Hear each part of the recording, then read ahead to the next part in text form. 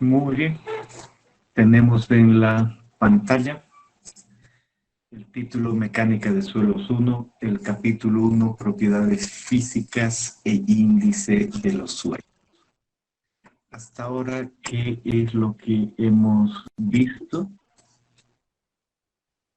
Esto que está acá, definiciones, origen del suelo y ciclo de la roca, composición mineralógica del suelo, forma y textura de las partículas del suelo, estructura y cohesión. Y hemos tomado y hemos dicho, por ejemplo, este es un suelo, ¿no? Vemos esa fotografía y vemos ahí que hay sólidos, hay espacios vacíos y coincide plenamente con la definición de suelo, agregado natural, no cementado, de sólidos con vacíos, ¿verdad? Entonces nos queda muy, muy claro. ¿Qué hemos dicho con respecto a este suelo? Hemos dicho que el asunto es muy simple. Después de entender qué es suelo, hemos hablado de la definición de mecánica del suelo. Si queremos saber cómo se va a comportar este suelo cuando tenga fuerzas externas, resistencia, deformación en idea general. Y hemos hablado de varias cosas. La forma de las partículas, uno ve eso, dice, ¿qué forma tendrán estas partículas? La respuesta es inmediata, es granular. Hemos hablado de los minerales que están detrás. Obviamente no los podemos distinguir bien, no cabe ninguna duda. Entonces, pero sí entendemos que algunos pueden ser feldespatos, micas, cuarzo, etcétera. Y vemos ese tamaño y decimos, no, realmente no se trata de ningún mineral de arcilla. No entre las cosas que hemos visto. Y además sabemos que este depósito podría ser aluvial. Sabemos varios de esos detalles, ¿no? Esa es básicamente la idea. ¿Qué otras cosas sabemos? Si cambiamos de suelo y decimos, bueno, este también es un suelo, cumple las mismas condiciones, pero posiblemente esto tiene más fino, los minerales cambien, posiblemente estamos solo viendo una idea general, ahí podrían haber algunos minerales de arcilla, humillita, podría haber algo más grueso, evidentemente, no cabe ninguna duda. Entonces, eso es lo que hemos estado viendo respecto a aquello. Lo mismo acá, con este otro suelo. Entonces, esa es básicamente la idea. Y quizás hayan leído, han repasado con lo que acabamos de decir. Quizás todavía tienen alguna pregunta, les ha surgido alguna pregunta. Este es un buen momento para hacerla.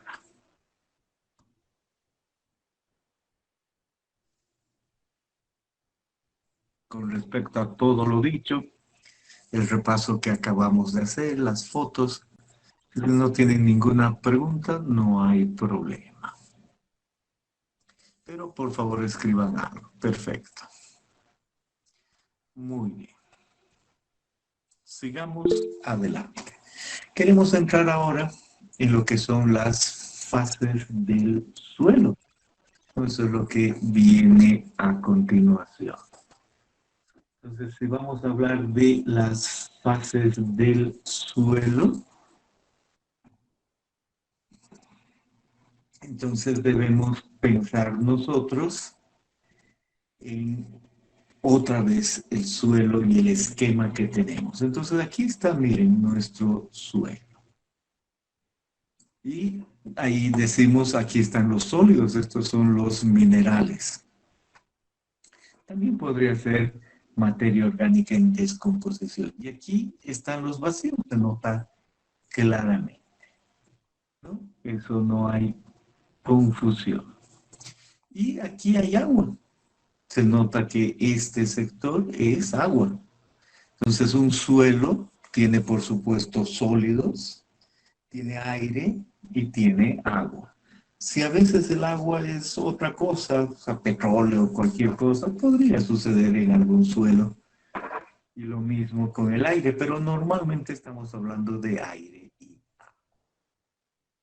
Y aquí dice, es lo que se tiene. A veces el suelo tiene solo agua y sólidos. Es fácil de ver que si el agua sube hasta acá, todo va a ser solo agua o sólido. Como está aquí, es claro y lógico pensar que haya aire, agua y sólido. También es lógico pensar que aquí no solo hay agua, sino que algunas partes sean de aire, ¿no? O que aquí igual hay un poquito de agua. Es lógico, aire, agua y suelo. O a veces el suelo está seco, no hay agua y solo debemos pensar que hay aire y sólido, ¿verdad? Que es posible.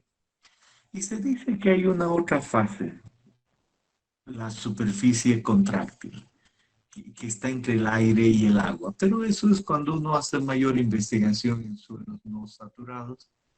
Nosotros simplemente decimos, quedamos tranquilos con la idea de que hay tres estados y listo. Que agua, aire y sólido son los componentes de nuestro suelo. Muy bien. Entonces, con eso dicho, nosotros podemos hacer un diagrama especial. En este diagrama en especial, miren, se ha puesto un rectángulo, este es otro rectángulo y aquí abajo uno más. Y se dice, este rectángulo hace todo el suelo porque está constituido por sólido, está constituido por agua y por aire. Se ve claramente todo lo que constituye. Y es una tradición en estos dibujos, en estos diagramas de fase, el poner a este lado hacia la derecha todo lo que es el volumen. Entonces anotamos clarito y ponemos volumen. Y poner a este otro lado la masa. Entonces podemos poner aquí y decimos ahí va la masa.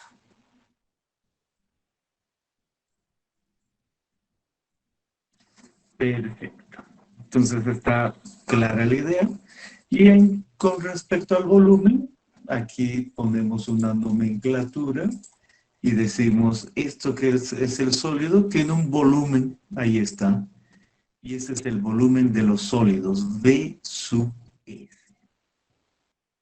Y el agua tiene un volumen y ese volumen es V sub W del inglés. Y el aire tiene otro volumen, V sub A. Entendemos que el aire y el agua, ambos constituyen el volumen de vacíos. Y finalmente hay un volumen total, que es el volumen de sólidos más el volumen de vacíos, solo que es lo mismo, el volumen de sólidos más el volumen de agua más el volumen de aire. Y todo eso corresponde al suelo y se representa así con esa nomenclatura. Les había dicho agua W y aire A en inglés para que hagamos la distinción en español. Si no, ambas tuviesen que ir con la letra A. Muy bien. Al otro lado tenemos la masa. Y la misma idea. Sabemos que los sólidos tienen una masa m sub s, el agua tiene otra masa m sub w, y el aire, por supuesto que tiene una masa, pero comparada con la del agua y los sólidos, es totalmente despreciable. De ahí que ni se cuente aquello, ¿no? Esa es básicamente la idea. Y todos son una masa total. O sea, una masa total que en la realidad es la masa de los sólidos más la masa del agua. Ahí está. Entonces es fácil de identificar ¿Cuál es el diagrama de fases de un suelo? ¿Cómo se lo dibuja tradicionalmente? ¿Cuáles son los volúmenes? ¿Cuáles son las masas? ¿Qué deberíamos nosotros agregar aquí?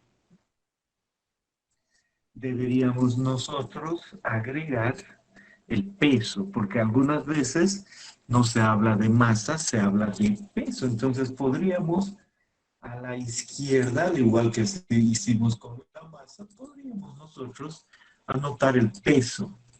Lo ponemos en un otro color y decimos el peso es algo razonable y ponemos W en lugar de la masa total, el peso, y en lugar de MW ponemos peso sub W, y en lugar de la masa de los sólidos ponemos peso de los sólidos. Excelente. Esa es básicamente la idea, está bien. En lugar de expresar en función de la masa, podemos expresar en función del peso. Y cada vez que expresemos una masa, ponemos M, y cada vez que expresemos un peso, ponemos B doble mayúscula, contrastado con el subíndice del agua. Y nos acordamos, hemos aprendido en física y decimos que es la masa, es la cantidad de materia. ¿Qué es el peso? La fuerza de atracción hacia el planeta Tierra. Entonces nos imaginamos un suelo en la balanza y nos dice 200 gramos. ¿Qué son esos? Son 200 gramos de cantidad de materia. La masa se la mide en una balanza. Si uno se sube a una balanza y dice 70 kilogramos, estamos hablando de cantidad de materia.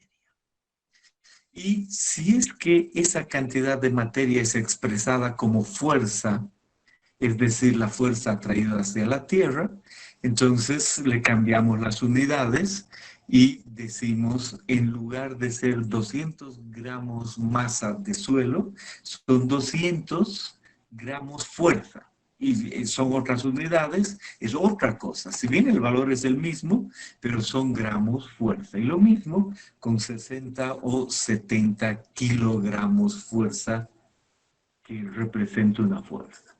En el sistema internacional, normalmente utilizamos, cuando hablamos de fuerza, los newtons o kilonewtons. No exactamente los kilogramos fuerza, sino los newtons y kilonewtons. Entonces, si alguna vez tenemos el peso de un suelo y hay algún valor, el decir 20 kilonewtons es correcto. O una masa y decir 2000 kilogramos también es correcto. Pero obviamente no es exactamente lo mismo. Masa, cantidad de materia, peso es la fuerza. Perfecto. Entonces, hasta ahí es una primera parte. Si desean hacer alguna pregunta con respecto a lo que acabo de decir, con toda confianza.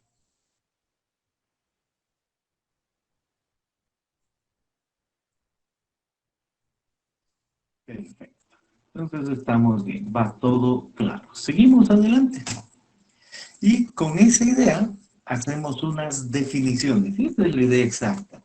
Son solo definiciones. Agrandemos esto y empecemos con esta definición de contenido de humedad. ¿Qué es el contenido de humedad? La relación entre el peso del agua y el peso de los sólidos. Se multiplica por sí y ese es el contenido de humedad. Es exactamente lo mismo si es que ponemos la masa del agua y la dividimos entre la masa de los sólidos. Una B doble minúscula, resulta que tenemos ya nosotros claramente el contenido de humedad. Ejemplo, el contenido de humedad 10, el contenido de humedad 30%. Y pensemos en el siguiente valor, 183%. ¿Será posible que el contenido de humedad pueda ser 33%? La respuesta es sí, puede ser, por supuesto. ¿Por qué? Porque es solo una relación entre el peso del agua o la masa del agua y la masa de los sólidos. ¿Cuándo la masa del agua va a ser mayor que los sólidos? Especialmente cuando ese suelo es orgánico. Entonces, un suelo muy, muy orgánico puede tener contenidos de humedad mayores a 100%. Esa es una definición. Listo. Contenido de humedad, masa de agua o sobre masa de los sólidos o peso da lo mismo. Hay que aprender de memoria eso. Segunda definición, peso unitario. En algunos libros no dice peso unitario, dice peso específico. No importa, aquí nosotros en nuestro texto dice peso unitario y nos quedamos tranquilos con aquello. Entonces estamos hablando del peso unitario. Definición del peso unitario. Se utiliza la letra gamma y no es nada más que el peso del suelo sobre el volumen. Listo. Y al lado vamos a escribir aquí, a qué nos recuerda el peso unitario. Vamos a poner aquí punto y coma. Rho, esta es una rho, si bien no se nota mucho, igual a m sobre el volumen. Y volvemos a agrandar esa parte. Decimos definición de peso unitario, W sobre V. Un paralelo, comillas, paralelo, la densidad de un suelo es la masa sobre el volumen. Normalmente es posible dar la densidad de un suelo, pero aquí estamos definiendo el peso unitario. La diferencia, en lugar de anotar la masa, anotamos el peso. Si pensamos en el agua, la densidad del agua es 1 gramo por centímetro cúbico. O también 1000 kilogramos por metro cúbico. Eso sabemos, no siempre hemos manejado eso. Si estamos hablando del suelo, la densidad del suelo normalmente es el doble, ¿no? Ya vamos a ver datos, pero estamos hablando de 2 gramos por centímetro cúbico o 2000 kilogramos por centímetro cúbico. Pero eso en cuanto a densidad. El peso es fuerza y expresada en kilonewtons. Entonces, cuando estamos hablando de esos 2000 kilogramos por metro cúbico o 2 gramos por centímetro cúbico, el peso unitario de un suelo, el equivalente a eso, es aproximadamente 20 kilonewtons por metro cúbico. Esas son las unidades del sistema internacional, aproximadamente. ¿Cuál es la relación entre este y este? No es 10 exactamente, es 981, ¿no? Entonces, si uno tiene una densidad de 1 gramo por centímetro cúbico, haciendo las operaciones, multiplica por 981, y el peso unitario del agua resulta 981, cuando la densidad es 1. Eso aparece más abajo. Dice, también puede haber, así como hemos hablado del agua ya para definirlo del suelo, el peso unitario del agua. Ahí está claro, el peso unitario del agua va a ser el peso del agua sobre el volumen de agua, lo que equivale a la densidad del agua, 1 gramo por centímetro cúbico. Pero en unidades del sistema internacional en peso unitario, eso es 9.81 kilonewtons por metro cúbico. Perfecto. Entonces, queda muy claro que puede haber el peso unitario del agua.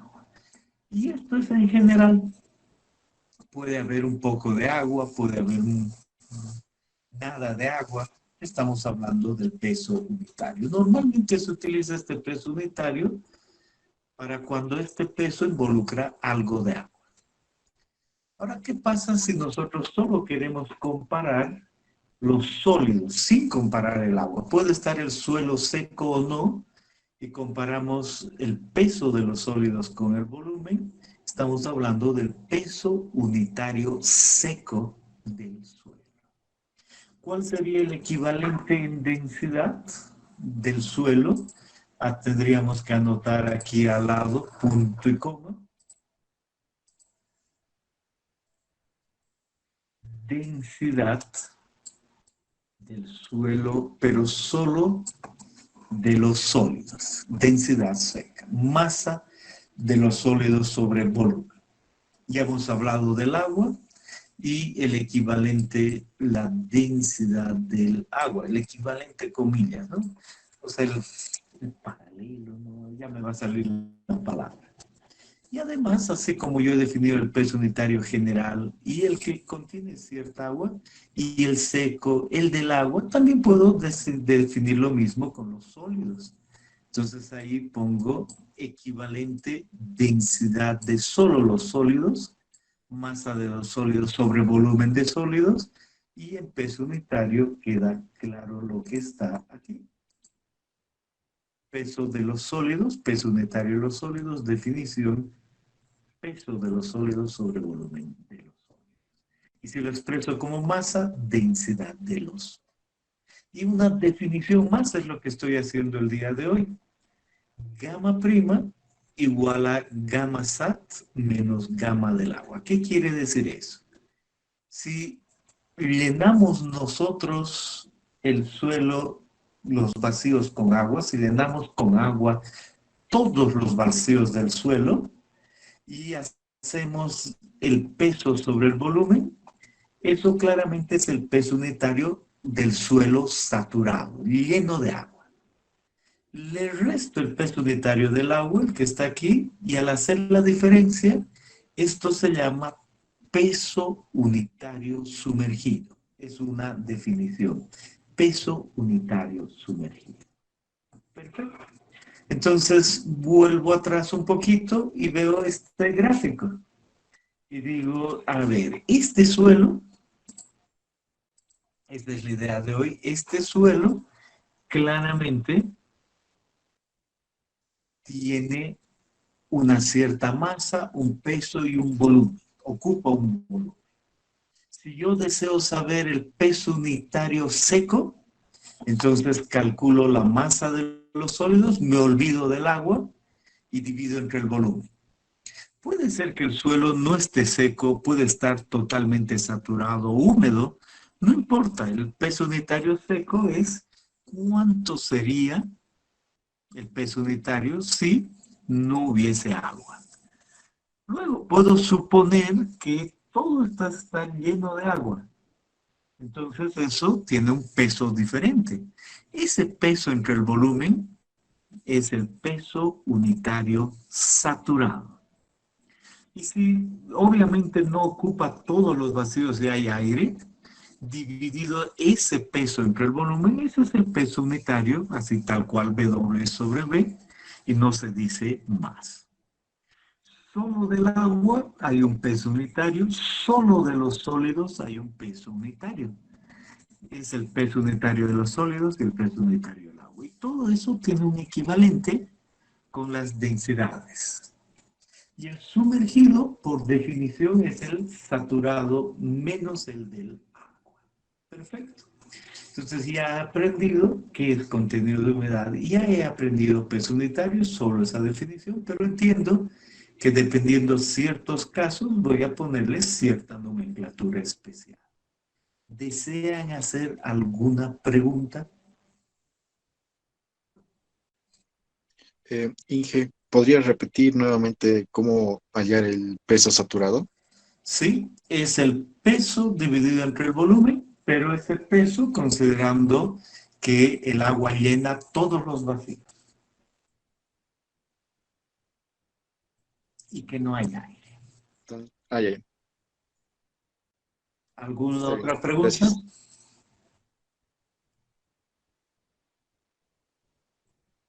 Ingeniero, buenas tardes. Habría dos casos entonces de los valores del peso unitario, que sería 981 y 1 gramo centímetro. Eso le entendí. No, el peso unitario gamma es 981 kilonewtons por metro cúbico, porque esa es la definición de peso del agua sobre el volumen del agua. La densidad no es peso unitario, la densidad es masa sobre volumen. Entonces, para el agua, la masa de agua sobre volumen es 1 gramo por centímetro cúbico en densidad. Entonces, lo Ya, que gracias. hemos dado ahí es una definición de peso unitario y en paralelo he anotado la densidad que ya la conocíamos desde chiquitos. Entonces, para que visualicemos. Pero densidad es masa sobre volumen, una cosa. Peso unitario es peso sobre volumen. ¿De acuerdo? Inge, entonces, Adelante. el peso unitario saturado es el volumen ocupado del agua, el volumen es el volumen No, que no es el ocuparía el agua volumen. del aire y del agua que ya está tomado en cuenta. El Todos los saturado espacios.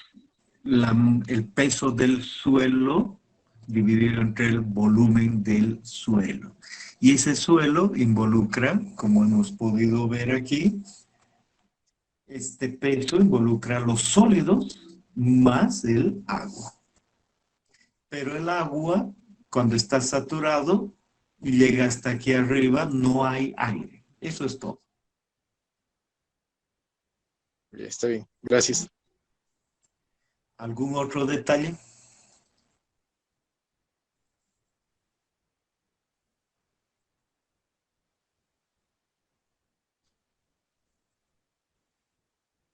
Bien. Por supuesto, hay que aprender de memoria este asunto, ¿no? Hay que aprender de memoria que el contenido de verdad, que es peso unitario. Algunos libros dicen peso específico, perfecto, lo que ustedes quieran tener en mente, que es muy parecida en idea a la densidad, pero no es la densidad. La densidad es masa sobre volumen, el peso unitario es W sobre P. Y si aparece una D, solo los sólidos. Si aparece una W, solo el agua. Si aparece una S, solo los sólidos, que es diferente. Aquí he dicho los sólidos, pero refiriéndome al peso en el volumen de suelo. En cambio aquí, de los sólidos, peso de los sólidos sobre el volumen de los sólidos. Y cuando es saturado, ese peso viene dado por el peso del suelo, pero que no tiene aire. Todos los vacíos están llenos de agua.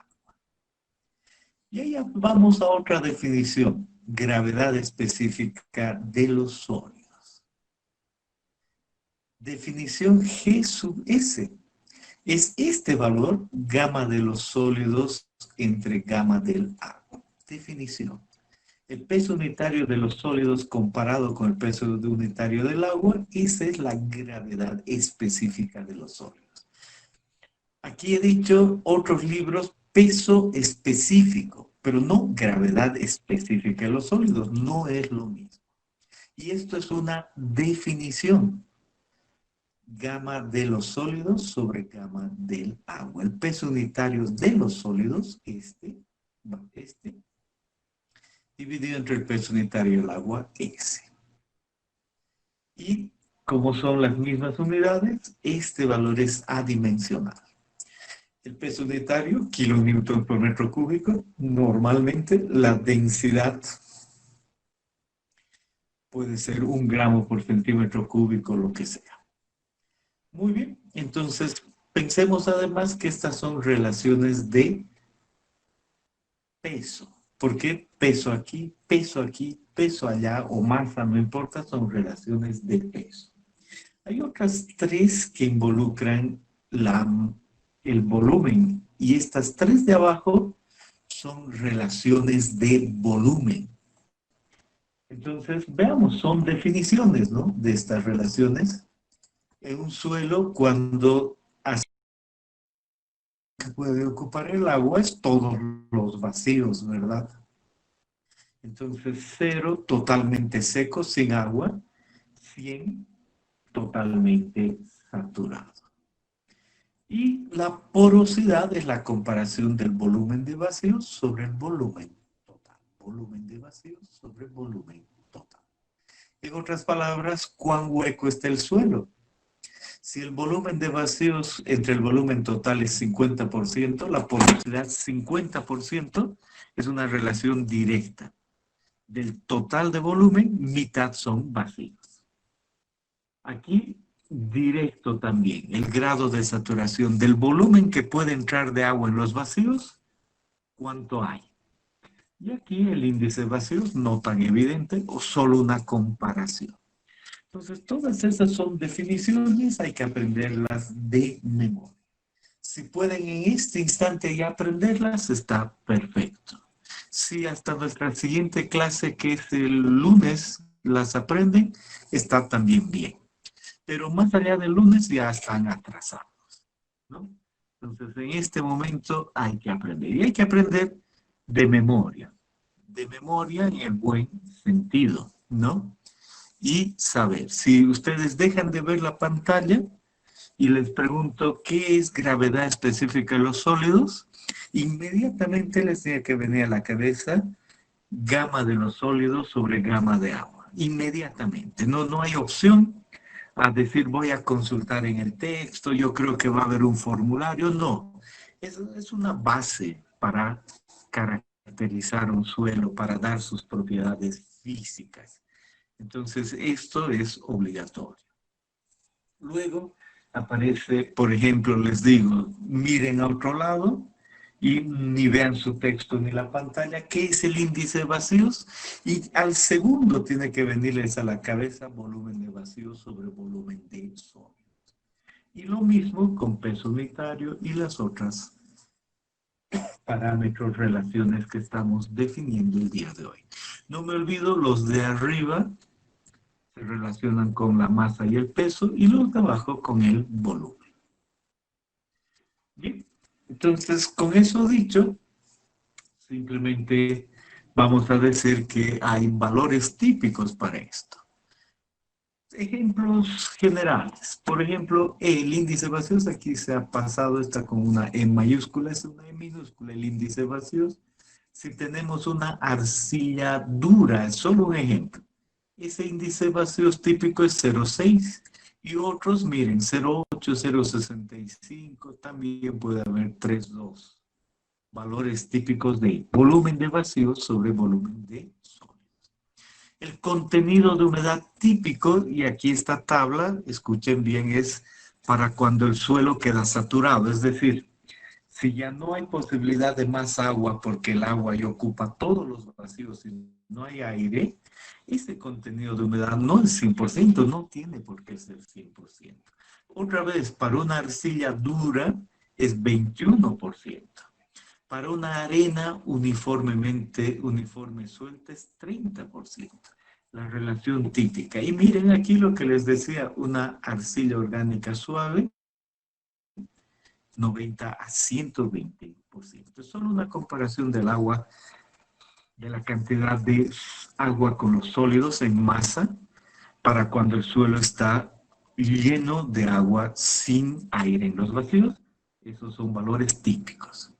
Y valores típicos del peso unitario seco en kilonewtons por metro cúbico, como hemos dicho. Por ejemplo, para esta misma arcilla dura, 17. Otros valores, 14, 18, etcétera, de peso unitario seco. Y aquí tenemos el GS, la gravedad específica de algunos minerales. Solo el sólido comparado con el agua. Si es cuarzo, 265. Si es limonita, 236 a 4. Si es caolinita, 262 a 266. Si es sillita, 260 a 286. No hay que saber de memoria, solo entender eso. Entonces, si me preguntan por índice de vacíos, normalmente menor a 1. Por contenido de humedad, normalmente menor a 30%. Por peso unitario seco, entre 14 y 18 o 19. Por GS, alrededor de 265. Son valores típicos que no hay que saber de memoria, pero poco a poco uno entiende, le van saliendo los resultados y varias cosas. Perfecto. Y por supuesto que hay una relación entre ellas. Esta gráfica no está en su texto ni tiene que estar. Es solo para mostrar que si tenemos un arreglo de suelo, tiene cierto volumen de vacío, tiene cierta cantidad de agua, es decir, tiene un grado de saturación. Y obviamente eso expresado en volumen está muy directamente relacionado con el contenido de humedad, que no es que lo sabemos, no es que decimos si ese 60% W es 30%. No, no sabemos eso, pero queda claro que si hay cierta cantidad de agua, el hecho de que ese sea 60% condiciona W. Y por otro lado, si ahí está la masa de agua y la masa de los sólidos, entonces además condiciona el peso unitario y así sucesivamente. Por eso es que hay gráficas que muestran esa relación. Si hay cierto contenido de humedad con cierto grado de saturación, eso quiere decir que tiene una densidad, un índice de vacíos y una porosidad dadas. No es que yo puedo decir este contenido de humedad y este grado de saturación da cualquier densidad o cualquier índice vacíos o cualquier N, no.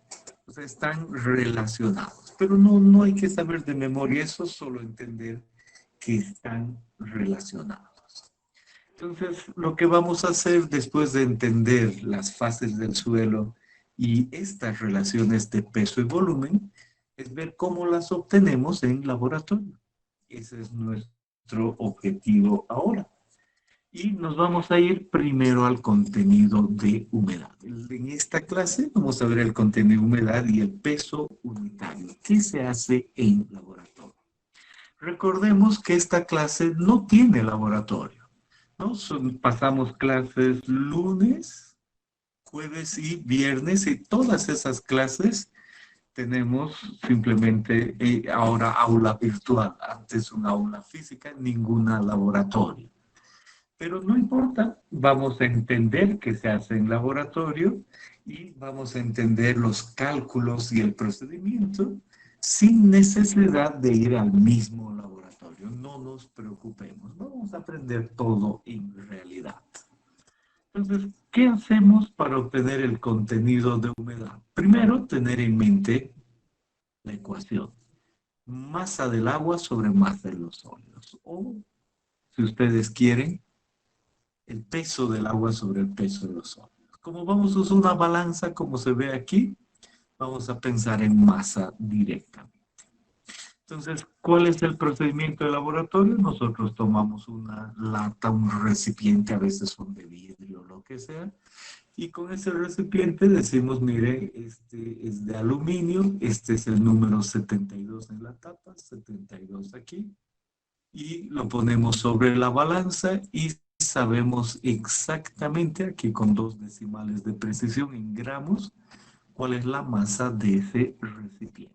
Paso 1 para entender qué hacer. Paso 2, le ponemos el suelo. Aquí está nuestro recipiente número 72 y le ponemos el suelo. Este suelo tiene sólidos y tiene agua, por supuesto. Puede ser poco, puede ser mucho, todavía no sé. Miro el color de este suelo y digo, no debe ser mucho. Pero no importa. Simplemente metemos ahí y volvemos a poner nuestro mismo recipiente, ahora con suelo, a la balanza. Se ve un poquito, ¿no? Y dice 258.14 y antes decía 71.74. Entonces me queda claro que yo ahora sé la cantidad de suelo húmedo que hay dentro de ese recipiente. Es la diferencia entre uno y el otro. Entonces sé exactamente cuánto debo poner. Depende del tipo de suelo. Eso sí depende del laboratorio y no nos metemos a eso. Nos basta ese concepto y saber aquello. Entonces acabamos de meter el suelo al recipiente. Y ahora agarramos nuestro recipiente y vamos a nuestro horno de laboratorio. Ese es un horno de laboratorio. Es típico, común. Se enchufa y aquí uno regula un poquito la temperatura. La norma dice mantenga eso en 105 grados, más menos 5, cosas de ese estilo. Uno puede apagar esos detalles, no hay problema. Y ahí cerca dejamos nuestro recipiente número 72 con el suelo. Para que el agua se evapore por la temperatura, nos aseguramos que la tapa quede abajo, como se puede ver ahí, ¿no? Eso se nota. Y esperamos hasta el día siguiente. La norma del laboratorio dice espere mínimo 16 horas, pero asegúrese de que vaya a salir toda el agua del suelo. Como hemos aprendido en la anterior clase, lo que puede salir del suelo es obviamente el agua entre los vacíos, no el agua que está pegada a los minerales de arcilla, no la adherida, no la doble película difusa, solo la que está en los vacíos. Perfecto. Y al día siguiente sacamos nuestro, ¿cómo se dice? Sacamos nuestro recipiente. Está caliente. En laboratorio hay más cosas que decir, cosas como agarre una pinza, agarre el guante, esas cosas. En concepto general, no nos preocupamos, no estamos en laboratorio, entendemos que hemos logrado poner el recipiente acá, ahí sigue abierto, está caliente y dejamos que enfríe. Pero al enfriar podría llenarse de aire. No, no de aire, de agua del ambiente. Entonces, ponemos en un lugar donde no haya agua. Y lo que se tiene aquí es eso, un mineral que absorbe el agua, sílica gel, así se le dice, y se supone que ahí dentro está totalmente seco, entonces puede enfriar tranquilamente. Enfriada la lata y en las mismas condiciones sin haber aumentado agua, se saca la lata y se la pone otra vez sobre la balanza. Y una vez que está en la balanza se ve, ¿no? Aquí dice 221.97. Entonces ya sé cuál es la masa del recipiente más la del sólido después de salir del horno. Y digo, entonces, ¿puedo saber la masa de los sólidos? Por supuesto que sí. Es exactamente esta masa menos la masa de la lata. Esa es la masa de los sólidos. ¿Y cuál es la masa del agua? ¿Verdad que es la masa esta de acá menos esta de acá? En otras palabras, la masa del suelo húmedo en el recipiente menos la masa del suelo seco en el recipiente. Al hacer la diferencia, lo que tengo es lo que se ha evaporado. Entonces ya tengo que es la masa del agua, ya tengo que es la masa de los sólidos. Hago la comparación, multiplico por 100 y tengo el contenido de humedad. El procedimiento es fácil, obviamente como hemos hablado, toma de día a día, pero no es nada más que eso. Nosotros en este curso y como ingenieros civiles que vamos a hacer de aquí a un tiempo, nos basta entender ese procedimiento, nos basta entender los cálculos que están detrás. Por supuesto, en laboratorio hay más cosas, lo que les he dicho. Cuidar la temperatura del horno, calibrar la balanza, procedimientos con respecto a esa balanza, y varios otros detalles. Ahora nos basta aquello. ¿Hasta ahí tienen alguna pregunta? Muy bien, entonces ya nos hemos ido al laboratorio y asunto solucionado. El concepto, todo bien. Ahí viene en su texto un primer ejemplo. Y por supuesto la masa húmeda de lo que uno quiera medir el contenido de humedad, ¿no? O sea, si uno desea aumentarle agua y ver qué contenido de humedad tiene eso, usa esa. Si la está trayendo de campo y quiere esa, está bien. Si quiere secarla, lo que uno vaya a medir. La clave es que la masa húmeda, o sea, da un valor de contenido de humedad de ese suelo en ese momento. Y pues variará la idea y el concepto de que quiera uno. Si está haciendo una carretera y ha compactado algo, bueno, sacará el contenido de humedad de la masa ahí. Si al día siguiente va y se seca, tendrá otro contenido de humedad. La clave es que uno saque el contenido de humedad de cualquier cosa. Entonces, No es en mecánica de suelos que uno decide eso, es poco a poco conociendo qué es el contenido de humedad y avanzando en mecánica de suelos, mecánica de rocas, carreteras y todas esas otras cosas que uno decide cuándo obtener ese contenido de humedad. Para la pregunta que acaban de hacer. Muy bien. En este ejemplo dice lo siguiente, dice, usted tiene la siguiente situación. Ha seguido este procedimiento, tenía una balanza, ha tenido un recipiente, le pone muestra encima y calcula lo necesario. Y la masa del recipiente, la masa del suelo húmedo y del recipiente, y la del suelo seco y del recipiente. No necesariamente es el mismo suelo en las mismas condiciones, solo esta es una muestra 1. La diferencia es que esta cantidad de la muestra 1 es 2.500 gramos, 2,5 kilos, y nada trae decimal. En otras palabras, está usando una balanza que no tiene precisión de decimales de gramos, solo de gramos. La norma, esa que no vamos a ver, pero les adelanto un poco para que ubiquen, la norma simplemente dice, si ese es el caso, tome 2.500 gramos. Por otro lado, uno puede tener muestras pequeñas, puede tener 250 gramos, pero la norma dice, en ese caso, utiliza una balanza y esa balanza debe marcar 2 decimales de precisión. Entonces, es menos cantidad de suelo, pero con 2 decimales de precisión. Entonces, eso es una idea general adicional sobre lo que es esto que representa el laboratorio. El hecho es que nosotros, extra de esa diferencia que la han entendido, podríamos calcular el peso unitario, el contenido de humedad de la muestra 1 y de la muestra 2.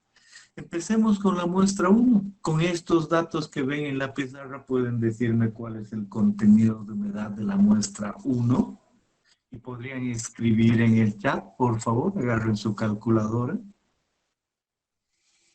Bien, entonces 2 me escriben, eso es 11.11. Perfecto. ¿Podrían ahora calcular con esa definición esta otra para la muestra 2, por favor? 12.5 calcula uno, vamos a esperar a otros. 12.5. Muy bien, entonces, ¿qué notamos? Es interesante cómo escriben todos. Para el primer caso, han puesto 11.11. Para el segundo caso, está bien, se calcula eso, está bien, es el valor 12.5 y todos han escrito solo con un decimal.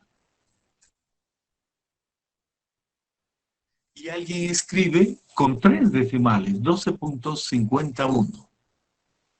Entonces, ¿cuál es la idea? ¿Es un decimal? ¿2 decimales? ¿3 decimales? ¿Ningún decimal?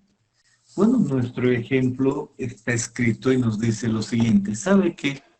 Según las normas, esas que no estamos revisando, pero que en teoría nos tienen que quedar claro, cuando uno tiene 2.500 gramos de muestra, la precisión en el contenido de humedad, usando una balanza como les he dicho, es el 0.1%.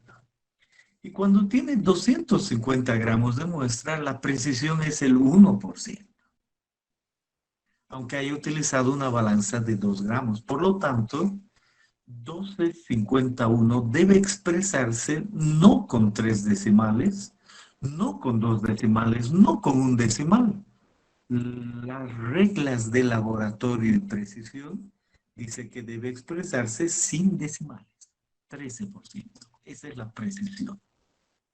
Y ahora sí, cuando tenemos mayor cantidad de muestra, la precisión es 0,1%, por lo tanto no es 11.11, es 11.1. Entonces, cuando un laboratorio nos dice 13% o nos dice 11.1, y si sigue la norma y nos da 11.11, pues le creemos, decimos, ese es el trabajo de laboratorio. Si a ustedes les toca llegar al laboratorio, hay todavía mucha tela por cortar en cuanto a precisión y confianza en ese sentido.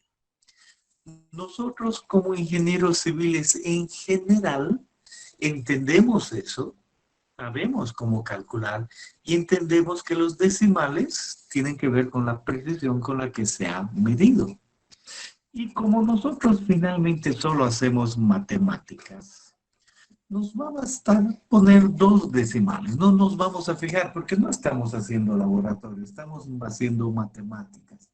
Entonces, si ustedes ven exámenes, ustedes mismos hacen o cualquier cosa y ponen 2 decimales, o sea, ponen 11.11 o 12.50, está bien, ¿verdad? Es un cálculo.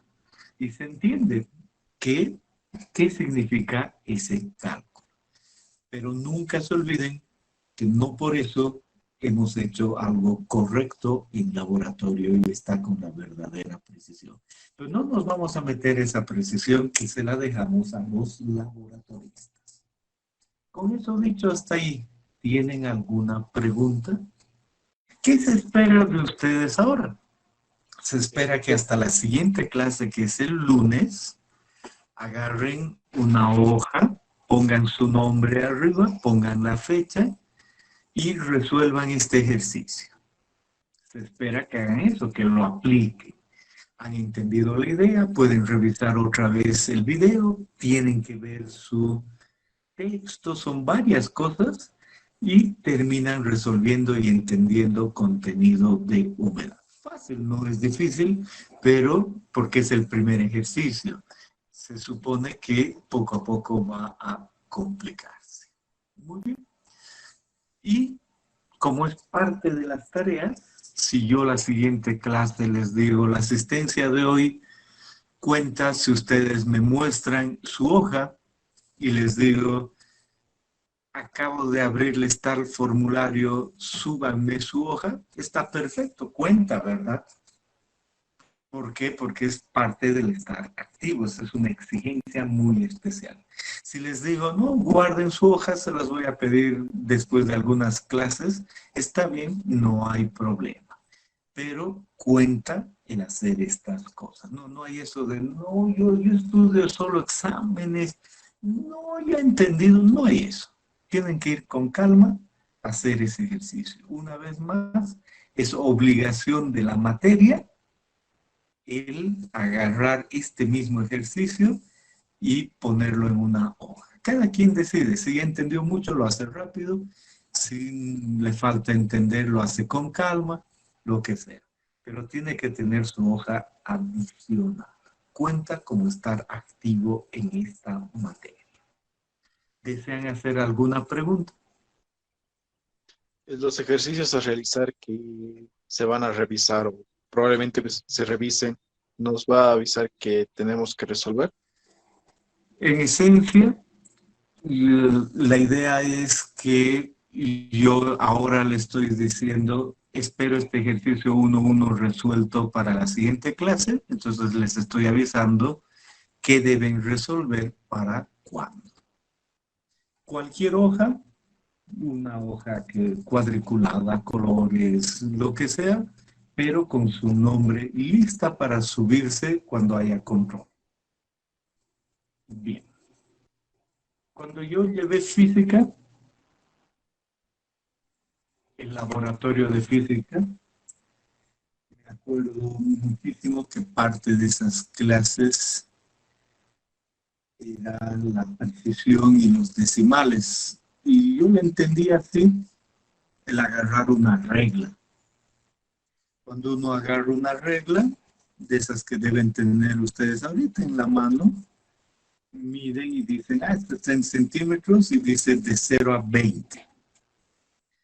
Entonces, cuando yo mido una recta y por decir algo, son 10 centímetros, mi regla puede avisarme, imagínense eso claramente, puede avisarme 10 centímetros más milímetros. Todos visualizamos eso, ¿no? Entonces, con esas reglas comunes, uno podría anotar 10,2.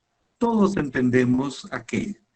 Pero todos sabemos que adicionalmente, entre 10,2 y 10,3, uno puede hacer una estimación, ¿verdad? A veces pone 10,25 porque ve que está al medio de esos dos rayitas de milímetros. Entonces queda claro que el instrumento que hemos usado tiene de precisión un decimal. O sea, tenemos la certeza de que es 10,1 o 10,2, pero si anotamos 10,25, ese último 5 no es una certeza.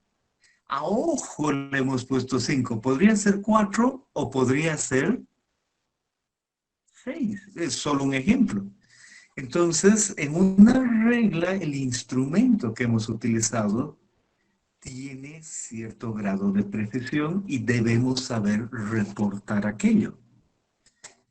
Podríamos sin asco, a ojo, poner 10,248. ¿Podemos? Podemos.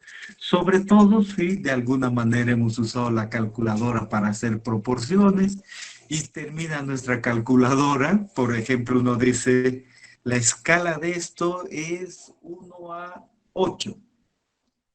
Y mide en su regla y después divide entre 8 para que le salga la escala adecuada y ahí aparecen los decimales en la calculadora. Y ahí uno puede ponerle hasta 10 decimales a una medida con esa regla. Pero no es así, ¿verdad? ¿Por qué? Porque tenía una precisión clara dada por lo que pudo ver. Si utilizo un vernier, claramente la precisión cambia. La precisión aumenta.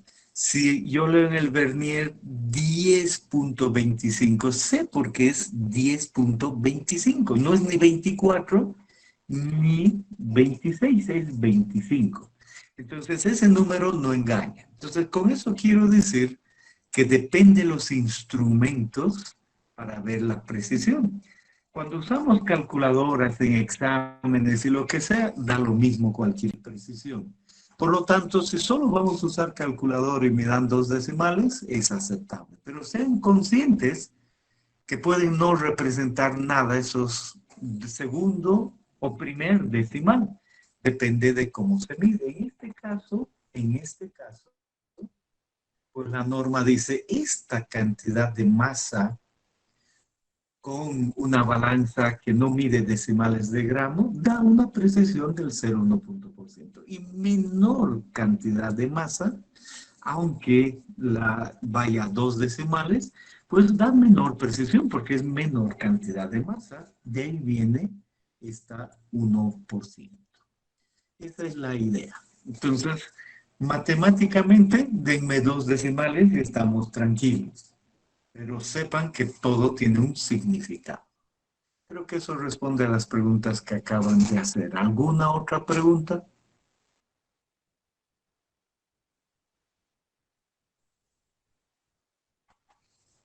Muy bien. Entonces, vayamos al peso unitario. ¿Cuál es la idea del peso unitario? Aquí está la definición. Ya hemos aprendido, el peso unitario es el peso del agua dividido entre el volumen. Peso entre volumen. Definición. Y la densidad es la masa dividido entre el volumen. Entonces tiene una relación directa. Entonces, si yo estoy en campo, miren, aquí se ha hecho una canicata, se llegó a una profundidad y alguien le ha pedido a esta persona que excave de tal manera que me muestre un cubo, un paralelepípedo de suelo. Entonces uno lleva eso al laboratorio o tiene una balanza por ahí y puede sacar la masa de eso y divide entre el volumen medido en la precisión que sea necesaria y tiene el peso unitario o la densidad, prácticamente la misma idea. Obviamente, si uno agarra esto de acá y dice, esta es mi muestra de suelo, pero he metido ese suelo en esto de acá. O sea, si presiono, por ejemplo, presiono este muestreador cilíndrico, que puede ser metálico, y abajo tener como una cuchilla. Entonces presiono aquello y después excavo alrededor y saco aquello. Entonces tengo una muestra de suelo en un volumen dado. O a veces utilizo, y eso vamos a ver en suelos 2, cucharas de ese estilo, tubos. Igual me dan el suelo en un volumen dado. Bien, la idea es que si yo puedo hallar esa masa y divido entre el volumen, estoy realmente tranquilo. Masa entre volumen. Muy bien. Concepto general. ¿Cómo mido el peso unitario? Que lo vuelvo a poner aquí. Peso sobre volumen o masa sobre volumen. Masa sobre volumen no es peso unitario, es la densidad. Pero si me sale 2 gramos por centímetro cúbico por 981, eso va a equivaler a aproximadamente 19.62, si es que no es exacto, kilonewtons por metro cúbico. De ahí viene que vengan las 2. Entonces, ¿qué me está diciendo? Que debo usar una balanza, debo asegurarme que el suelo entre acá. Si el suelo entra ahí, tiene una masa con la masa de mi recipiente, restándole la masa del recipiente, conozco la masa del suelo. Divido entre el volumen. ¿Cómo mido el volumen? Cuando esto está sin suelo, agarro un vernier porque quiero tener suficiente precisión y mido el diámetro, mido la altura y por supuesto el volumen de este cilindro será pi cuartos por el diámetro al cuadrado por la altura. En laboratorio lo que uno hace es medir ese volumen aquí arriba, o sea, medir el diámetro aquí arriba, medir el diámetro al medio cuando se puede y medir el diámetro abajo. No necesariamente da lo mismo. En algo como se ve aquí puede dar lo mismo porque se nota que es algo muy elaborado, pero en laboratorio podría no dar lo mismo. Entonces se saca el promedio y el promedio da un diámetro. Y lo mismo en cuanto a la altura, uno agarra el vernier y mide una altura en esta porción, otra aquí y otra atrás, o sea, en 3 diferentes puntos. Y otra vez promedio. 3 diferentes puntos que estén separados la misma distancia ahí. Y uno promedia y de ahí tiene el diámetro y tiene la altura. Y si su recipiente tiene otra forma, bueno, pues le da otra forma.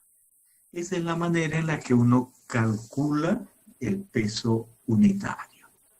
¿Tienen alguna pregunta al respecto? Ingeniero, más que una pregunta, una curiosidad. ¿Por qué los recipientes que nos ha mostrado siempre son circulares, cilíndricos y no en forma de cuadrados, rectángulos? Cuando vemos nosotros esto, dice, parece más fácil cuando uno va a utilizar una pala, el de lejos hacer un paralelepípedo que algo circular. Es bastante obvio entender aquello, ¿verdad? Entonces, esta es la forma más simple de obtener un volumen, si se puede. Cuando uno tiene un tubo y ese tubo lo va a bajar y ese tubo lo compra, entiendo, y no sé si me estoy adelantando mucho, pero entiendo que es mucho más fácil construir y manejar un tubo circular que uno cuadrado, ¿no? Entiendo aquello. Entonces, sí, lo mismo acá y lo propio acá. Pero si por ahí nos llevamos nosotros y decimos, Voy a hacer algo muy simple. Voy a conseguirme una lata de alcohol Caimán. Yo creo que todos visualizamos esas latas rosadas. Y realmente le saco la tapa de arriba y abajo. Y voy a pedirle a esta persona que cuando esté ahí meta la lata que es cuadrada, ¿no? Y luego de meter la lata consiga esto, está bien, o sea, no hay problema, no es que es norma que sea circular o no, simplemente es un volumen el que hay que medir, hay que verla de esa manera. Bien, entonces queda claro cómo se mide el peso unitario. La siguiente clase está ya en su texto y si pueden adelantar, ideal, si no, no es obligatorio. Vamos a ver cómo medir ese peso, ese volumen, no por relación directa, que es lo que tenemos acá, sino que a veces es difícil, a veces imagínense estas porciones, ¿no? ¿Por qué obtengo eso? Aquí unos terrones, porque no he podido conseguir eso. Al hacer eso o esto no ha dado. Entonces, tengo un terrón que no tiene una medida de volumen directa. Ahí voy a utilizar el peso sumergido. Ya vamos a ver cómo. La siguiente clase vamos a hacer eso. Entonces, hasta aquí, ¿tienen alguna pregunta de todo lo que hemos dicho el día de hoy? Perfecto, estamos tranquilos. Ahí cerramos nuestra clase. Vamos a vernos el siguiente lunes. Con eso dicho, tengan muy buen fin de semana. Hasta el lunes.